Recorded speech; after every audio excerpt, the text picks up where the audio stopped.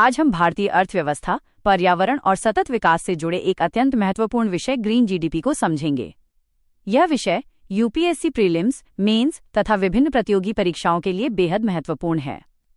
सबसे पहले समझते हैं कि ग्रीन जीडीपी क्या होती है। सामान्य रूप से जीडीपी किसी देश में एक निश्चित अवधि के दौरान उत्पादित वस्तुओं और सेवाओं के कुल मूल्य को दर्शाती है, लेकिन पारंपरिक जीडीपी केवल आर्थिक उत्पादन को मापती है। ये पर्यावरणीय क्षति, प्रदूषण और प्राकृतिक संसाधनों के क्षय को ध्यान में नहीं रखती।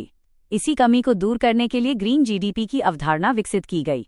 ग्रीन जीडीपी का अर्थ है पारंपरिक जीडीपी में से पर्यावरणीय क्षति और प्राकृतिक संसाधनों के क्षय की लागत को घटाना। दूसरे शब्दों में, यह आर्थिक विकास का ऐसा मापदंड है जो पर्यावरणीय लागतों को भी शामिल करता है। ग्रीन जीडीपी का मुख्य उद्देश्य अर्थव्यवस्था और पर्यावरण के बीच संतुलन स्थापित करना तथा सतत विकास को बढ़ावा देना है। अब प्रश्न उठता है कि इसकी आवश्यकता क्यों है।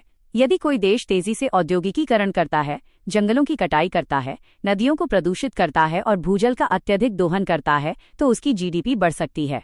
लेकिन वास्तव में यह विकास दीर्घकालिक रूप से हानिकारक हो सकता है।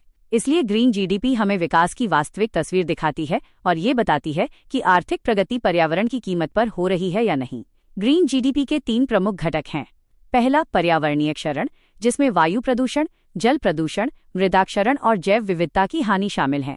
दूसरा, प्राकृतिक संसाधनों का क्षय, जैसे वन संसाधन, भूजल, जीवाश्म ईंधन और खनिज। तीसरा, पर्यावरण संरक्षण व्यय, जिसमें प्रदूषण नियंत्रण, संरक्षण कार्यक्रम और पारिस्थितिकी तंत्र पुनर्स्थापन जैसी गतिविधियां शामिल हैं।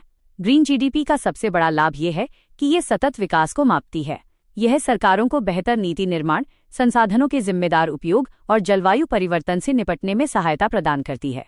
भारत सरकार भी हरित विकास को बढ़ावा देने के लिए अनेक पहल कर रही है। इनमें राष्ट्रीय जलवायु परिवर्तन कार्य योजना, ग्रीन इंडिया मिशन, राष्ट्रीय स्वच्छ वायु कार्यक्रम, नमामि गंगे कार्यक्रम, लाइफ मिशन तथा हरित हाइड्रोजन और सर्कुलर इकोनॉमी पर आधारित बजटीय पहले शामिल हैं। हालांकि ग्रीन जीडीपी के सामने कुछ चुनौतियां भी हैं। पर्यावरणीय क्षति का आर्थिक मूल्य निर्धारित करना कठिन होता है। विश्व स्तर पर कोई एक समान पद्धति नहीं है और विश्वसनीय पर्यावरणीय आंकड़ों की भी कमी रहती है। संयुक्त राष्ट्र द्वारा विकसित system of environmental economic accounting अर्थात सिया फ्रेमवर्क पर्यावरण और आर्थिक आंकड़ों को एकीकृत करने का प्रयास करता है। यूपीएससी के लिए एक महत्वपूर्ण सूत्र याद रखें, ग्रीन जीडीपी बराबर जीडीपी माइनस पर्यावरणीय क्षरण माइनस प्राकृतिक संसाधनों का क्षय। निष्कर्ष रूप में कहा जा सकता है कि ग्रीन जीडीपी विकास का अधिक यथार्थवादी और समग्र मापदंड है।